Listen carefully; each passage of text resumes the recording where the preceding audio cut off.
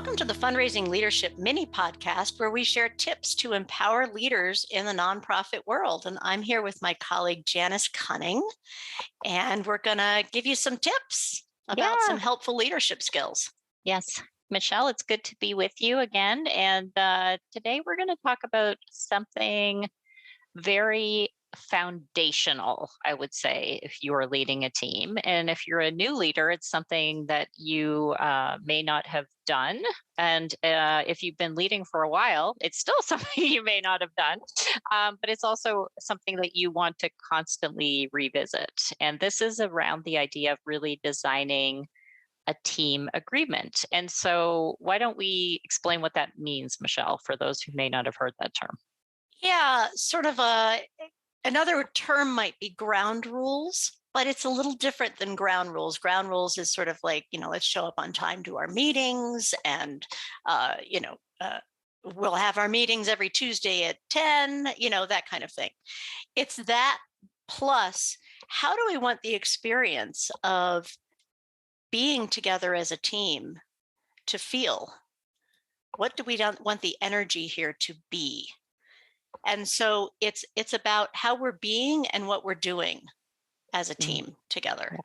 Yeah, I love that. And as you were talking, I was thinking about sometimes like another place where ground rules get set is around phones, right? Like, are we going to have them in the meeting, not have them, look at them, not look at them? But at the same time, there's almost a subtext for that around like you said, how are we being in relationship, right? So it's like your team might feel like that it's more respectful or more engaging or more relationship building to like not have your phones, right? There's no right or wrong answer here, but it's like almost like taking what might be a ground rule and like really digging into like what are the values that we hold as a team, like what are the feelings that we have as a team around this thing, so we can actually really figure out a way to be together that we have this tip sheet that we're going to share in the show notes called Designing Team Agreements, and the sub thing is the key to empowering relationship. And I love that word empowering, because it's like once we really lay on the table how to be together, then we're going to have a more fulfilling time working together. Well, and it's sort of like the doing is, okay, for this meeting, we're going to put away our cell phones, but the being of that is we're going to be present, in order to be efficient together. So that's a good example of, if we want to be present together, let's put away our cell phones, or at least, whatever you want to agree on. We're going to put away our cell phones for the first 20 minutes of every meeting. Yes. Yeah. Yeah. This is something, we often use this idea of team agreements when we do workshops with teams. So at the beginning, we'll take some time to really talk through. And, we as the fundraising leadership team always have certain requests that we make, and then we'll invite the team to add their own flavor, to that and what's important to them. And sometimes we do find that it's not something that teams have done. And so in doing it in the workshop, it can be actually like a living document that then they can capture and start to use for other meetings, such as their weekly or bi-weekly team meeting. But have you done it with clients in any other ways? Oh, well, I any client who is either new to a leadership team or new to leadership in general, I highly suggest that they, and I'm going to actually rephrase that, anybody in a leadership position, even if it's been with a team for a while, because so often things are not consciously designed in this way. There are assumptions made about how people want to be together and what they want to do together. And so often those assumptions go against another team member's assumptions. And that's when friction and conflict can begin. So it is really important to set aside some time and say, hey, it's, let's set aside, let's create some conscious agreements with each other about how we want to be together as a team and what we want this experience to be like, so that everyone is in agreement about what this means. And this isn't about the leader only saying, these are the rules, this is what we're going to do. This is actually co-created with each other in a team environment. So, for me, it might be time efficiency is important. Please be on time to a meeting. We'll end every meeting on time. We'll hold time. Like that might be important to me. To somebody else, there might be something else that's very important.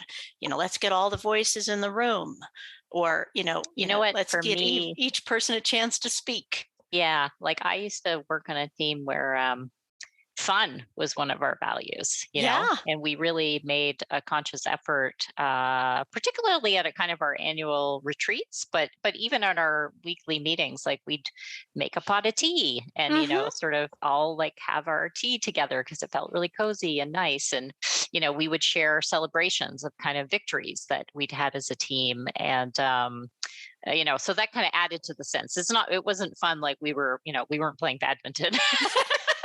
And you're not ignoring your work, but you get to Yeah. have fun while you're, yeah.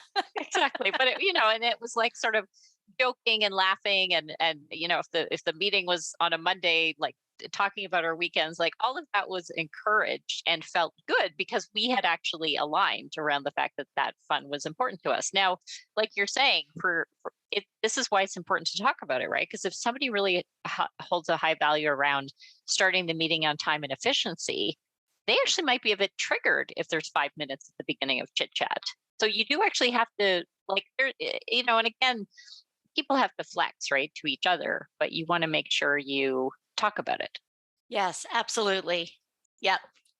And this is a working document, like you had mentioned earlier. It's so funny. Like teams that David and I have worked with have sent us photographs of their team meetings with their designed agreements written on a flip chart paper behind them. Like, look, we're using it. We're, before we start our meeting, we're reviewing our designed agreements here.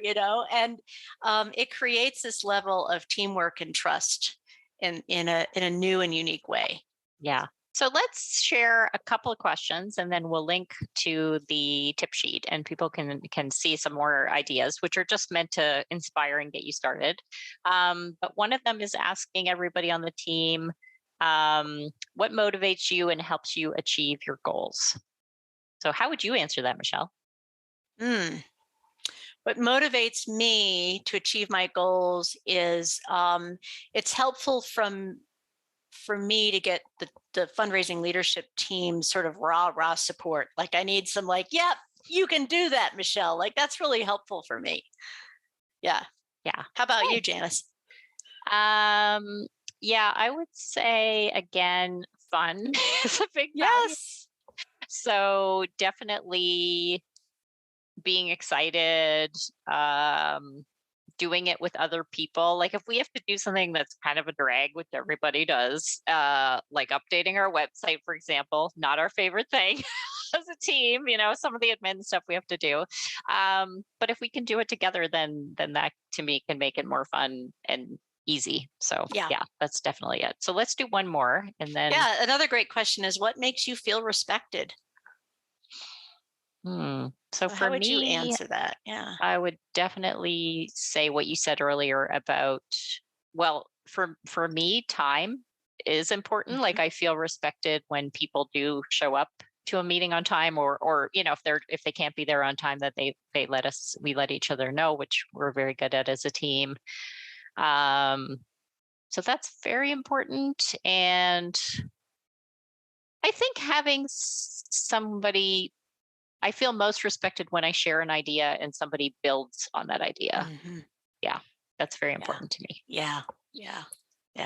I'm in agreement with you on that. Share an idea and someone builds on it, and allowing me space to share an idea in the conversation too. Yeah. Nice. Yeah. So there's lots of questions. Like we said, they're just meant to be a starting point. You as a leader, especially if you've been around for a while, you know your team well, so you can co-create with them some questions that'll be really resonant with them. But we really encourage you to, consider doing this if you haven't done it already. And if you've done it before and it's been like, I would say more than 6 months, then do it again. Or if somebody new has joined the team, then do it again. All right. And we will see you soon. This podcast is brought to you by Fundraising Leadership. We provide unique coaching and training programs that powerfully transform how you work in order to get results. Please subscribe if you haven't already. You can find us wherever you listen to podcasts. And if you're enjoying the show, you can help us continue to bring thoughtful content with a monthly or annual contribution. This supports our production costs and keeps the show ad-free. Make a contribution today using the link in the show notes. Now, go put it into practice.